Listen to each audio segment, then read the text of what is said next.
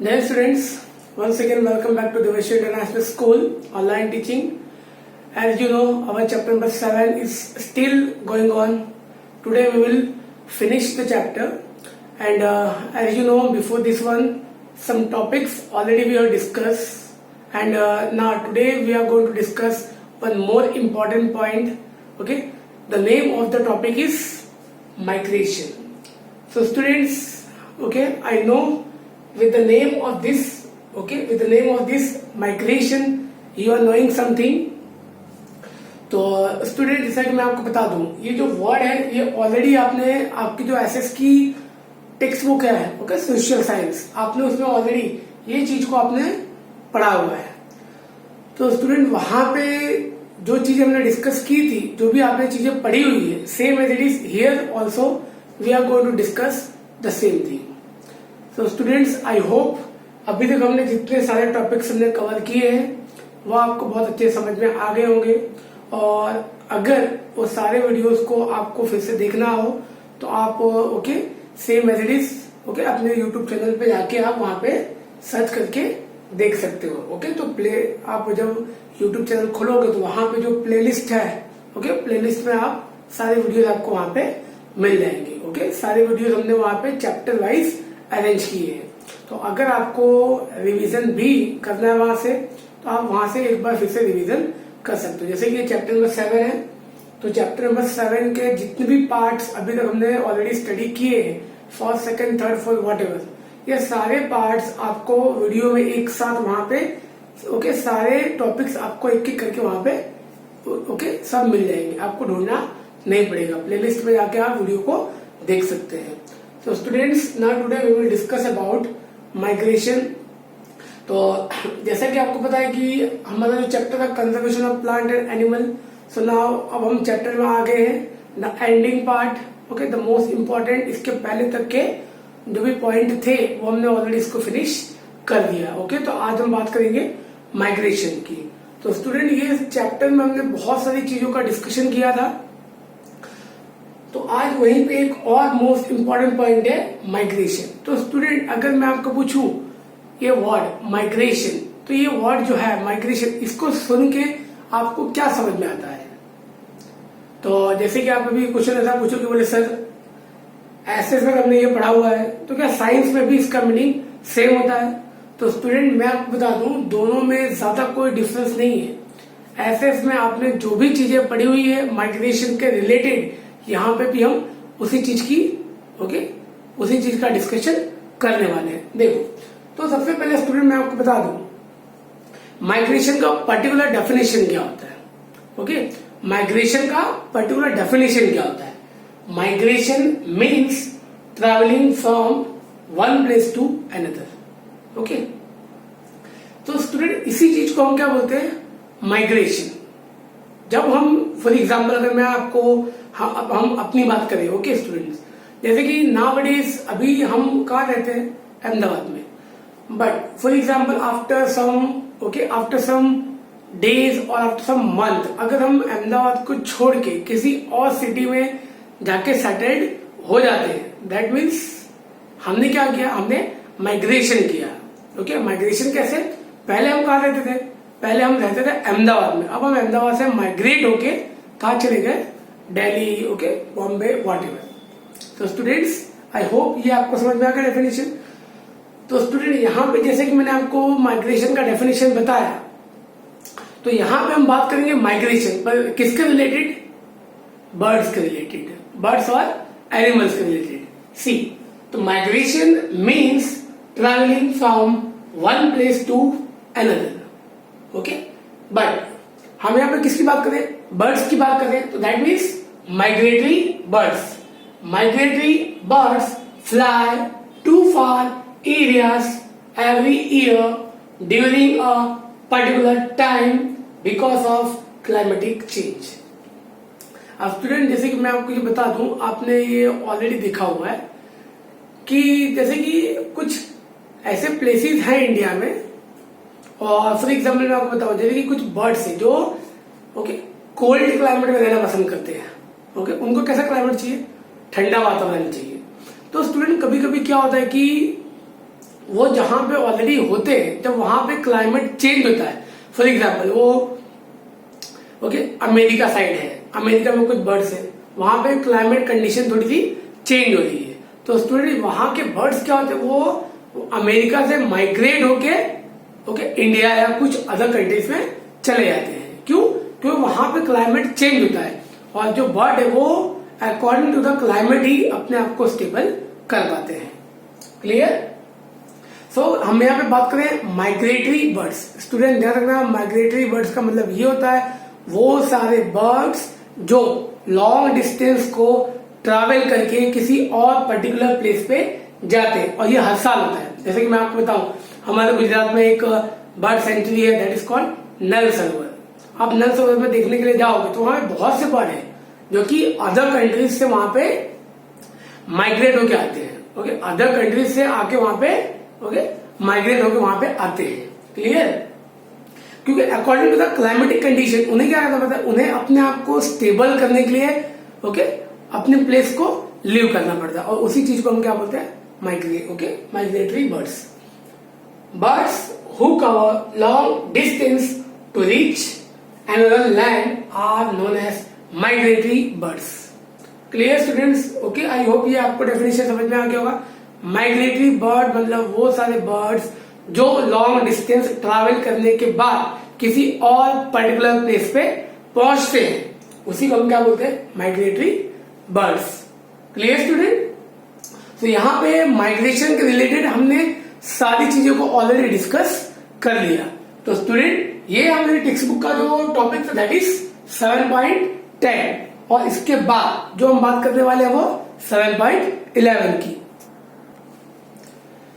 Students 7.11 recycling of paper. तो student आपको जैसे कि पता है ये हमारा एक बहुत मेन और इम्पोर्टेंट टॉपिक है, रिसाइकलिंग ऑफ पेपर।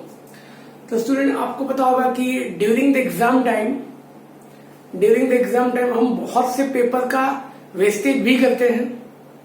ओके, तो स्टूडेंट हम पेपर में ओके एग्जाम पेपर में आपने देखा होगा ओके हम पेपर का वेस्टेज भी बहुत ज्यादा करते हैं। ओके, अब तो स्टूडेंट अब यहाँ पे हम जो बात करने वाले हैं वो बात करने वाले हैं रिसाइकलिंग ऑफ पेपर की। ओके, तो अभी आप बोलोगे सर एग्जाम में हम पेपर कैसे वेस्ट करते हैं। ओके, तो उसका डिस्कशन हम बाद में कभी करेंगे। See recycling of paper. See student सबसे पहले मैं आपको बता दूं ये जो टॉपिक दिया हुआ है रिसाइकलिंग ऑफ पेपर, ये क्यों दिया हुआ है, क्योंकि स्टूडेंट अगर आप देखो ये जो पेपर है वो पेपर कहां से बनता है, तो paper can be made after cutting the trees. ये तो आपको पता है कि पेपर कब बनता है, पेड़ को काटने के बाद पेपर बनता है। तो स्टूडेंट्स यहां पे हमें क्या करना है, we have to conserve the paper. अब स्टूडेंट आपको पता है कि जब हम पेड़ को कट करने के बाद पेपर बनाते हैं, और पेड़ को कट करने से क्या नुकसान होता है वो हमने ऑलरेडी इसका डिस्कशन कर लिया है। तो स्टूडेंट हमें यहाँ पे क्या करना चाहिए, हमें पेपर को बचाना चाहिए, क्योंकि जब हम पेपर को सेव करके रखेंगे तो इन फ्यूचर भी हम उसका अच्छे से यूज कर सकते हैं, और जब हम पेपर को बहुत प्रॉपर वे में यूज करेंगे तो हमें ट्री को कट करने की रिक्वायरमेंट नहीं पड़ेगी। क्लियर ना? सी अब यहाँ पे एक रिलेशन दिया कि means see to make 1 ton of paper we have to cut. अब स्टूडेंट आप देखो क्वेश्चन क्या दिया, for example suppose we have to make 1 ton of paper. अगर हमें 1 ton ऑफ पेपर बनाना है तो we have to cut 17 full grown trees. अब स्टूडेंट आप देखो अगर हमें 1 ton पेपर बनाना है, अब आप मुझे पूछोगे 1 ton कितना होता है, okay this answer you have to write down in comment section. What is the meaning of 1 ton? Clear? See to make 1 ton of paper we have to cut 17 full grown trees. तो student question क्या है कि अगर हमें 1 ton of paper बनाना है, suppose we have to manufacture 1 ton of paper, then we have to cut, हमें पूरे 17 ट्रीज कट करने पड़े, और भी कौन से 17 ट्रीज जो कि फुल्ली मैच्योर हो गए हैं। क्लियर? ना। सो हमें क्या करना पड़ेगा, हमें पेड़ को कट ना करना पड़ेगा। That's why we have to save paper. हमें पेपर को क्या करना पड़ेगा, हमें पेपर को बहुत अच्छे से बचा के रखना पड़ेगा। क्लियर? और स्टूडेंट भी सबसे मेन पॉइंट, अगर हमने पेपर का यूज किया है तो उसी पेपर को हम दोबारा भी रिसाइकल कर सकते हैं। क्लियर? और उस पेपर को हम रिसाइकल करने के बाद फिर से हम उसका यूज कर सकते हैं। और हम एक पेपर को कितनी बार रिसाइकल कर सकते हैं, तो minimum the paper can be recycle approx 7 to 8 times. अगर हमने किसी पेपर को यूज किया है तो हम इसे उसे रिसाइकल करके दोबारा भी यूज कर सकते हैं। Then again we can recycle it. तो हम कितनी बार रिसाइकल इसे कर सकते हैं, तो approx 7 to 8 times. Clear student? तो ये आपको समझ में आ गया ना, हम पेपर को रिसाइकल कर सकते हैं कितनी बार, 7 to 8 टाइम्स। एंड आपको पता होगा कि जब हम पेपर को मैन्युफैक्चर करते हैं, जब पेपर को हम बनाते हैं, तो हम और भी बहुत सारी चीजों का यूज होता है। For example energy, water. तो अगर हम ये सारी चीज को अगर हम मीन्स ट्रीज को बचा के रखेंगे तो एनर्जी भी ऑलरेडी अपने आप सेव हो जाएगी, वाटर भी अपने आप सेव हो जाएगा। We should not cut the trees, we should also save energy and water. हमें प्लांट्स को कट नहीं करना चाहिए, क्योंकि स्टूडेंट अगर हम ऑलरेडी पेपर को दोबारा रीयूज कर सकते हैं, अगर हम पेपर को दोबारा रीयूज कर सकते हैं तो हमें उसे रीयूज करना चाहिए। Why we should go again to cut the trees. अगर हम उसी पेपर को दोबारा यूज कर सकते हैं तो हमें प्लांट को कट करने की कोई रिक्वायरमेंट नहीं होनी चाहिए। Clear student? समझ में आ गया आपको? Next, okay, we should not cut the trees. This is the most important part. And we should also save energy and water. Energy और water, both the things we can save. Clear? क्योंकि ये दोनों चीजें paper के manufacture में ये दोनों चीजों का यूज होता है। Clear students? ना students, next point, what is the next point? This is the last point of our chapter 7.12, reforestation. Now students, what is the meaning of reforestation? तो अभी आप बोलोगे sir already we have discuss few things.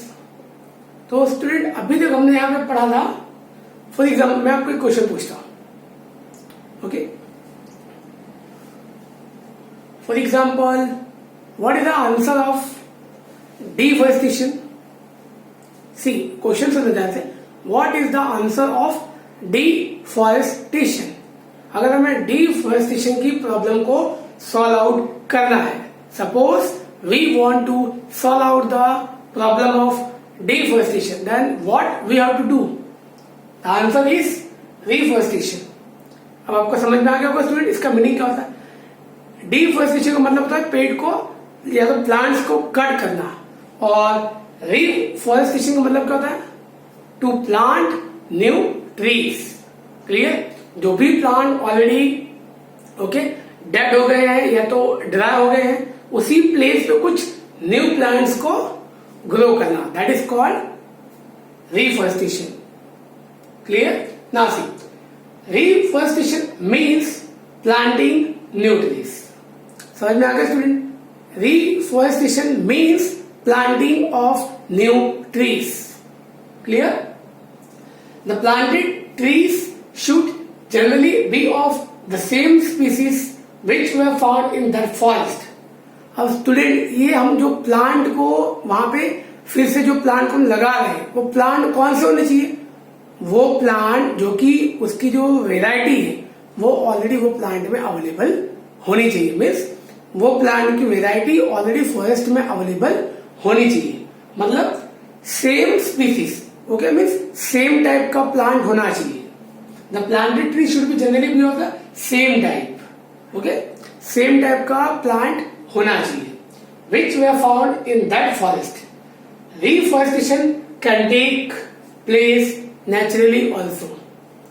Clear? So student, in short, reforestation में हम बात करें कि new plants को लगाना, न्यू प्लांट्स को ग्रो करना, उसी को क्या बोलते हैं, रिफॉरेस्टेशन। तो अब ये कैसे हम कर सकते हैं, न्यू प्लांट जो प्लेस आपको दिख रहा है कि खाली पड़ा हुआ, वहां पे कोई यूज नहीं है, तो in that place we can plant new trees, clear. और अगर किसी प्लेस में हम प्लांट्स को लगा रहे हैं तो सेम वेराइटी के प्लांट वहां पे अवेलेबल होने चाहिए, या तो जो प्लांट हमने कट किए उसी सेम वेराइटी के प्लांट हमें वहां पे ग्रो करने चाहिए, क्लियर। और स्टूडेंट यहाँ पे रिफॉरेस्टेशन दो टाइप से हो सकता है। सबसे पहला जब हम प्लांट को लगाते हैं, ओके, एक ये हो सकता है, and second okay naturally, okay. Reforestation naturally भी होता है स्टूडेंट। अब आपको समझ आ गया कि नेचुरली का मतलब क्या हो, ओके। रिफॉरेस्टेशन मतलब बहुत सारे प्लांट कैसे होते हैं जो अपने आप ही पर्टिकुलर प्लेस पे with the help of climatic condition अपने आप वहां पे ग्रो हो जाते हैं, क्लियर। उसी को बोलते हैं reforestation can take place naturally also. Reforestation अपने आप भी हो सकता है और हम भी उसको कंडक्ट कर सकते हैं। अब स्टूडेंट हम यहाँ पे जो बात कर रहे हैं प्लांट्स की बात कर रहे हैं, तो in India we have one organization. India में क्या एक ऑर्गेनाइजेशन है। In India we have forest act. अब जो ऑर्गेनाइजेशन है स्टूडेंट, ओके, उसने कुछ पॉलिसीज बनाई है, clear.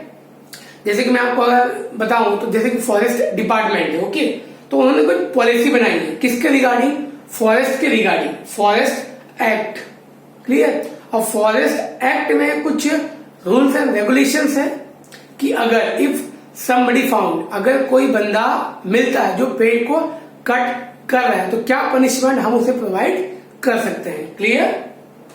This act aim at, और स्टूडेंट ये जो फॉरेस्ट एक्ट जो है इसका मेन मकसद क्या है, preservation and conservation of natural forest. इसका मेन मकसद यही है कि वो सारे प्लांट, ओके, प्लांट्स को बचा के रखना, फॉरेस्ट को बचा के रखना है। ये क्या, ये एक मेन एजेंडा है, ओके। दैट मीन्स हम इसको बोलते हैं मेन एम। एम मीन मकसद। फॉरेस्ट एक्ट जो बनाया गया इसका मेन मकसद क्या है, तो इसका मेन मकसद ये है कि प्लांट्स को प्रिजर्वेशन एंड कंजर्वेशन, बचा के रखना, क्लियर स्टूडेंट्स। सो आई होप ये सारी चीजें आपको समझ में आ गई होगी।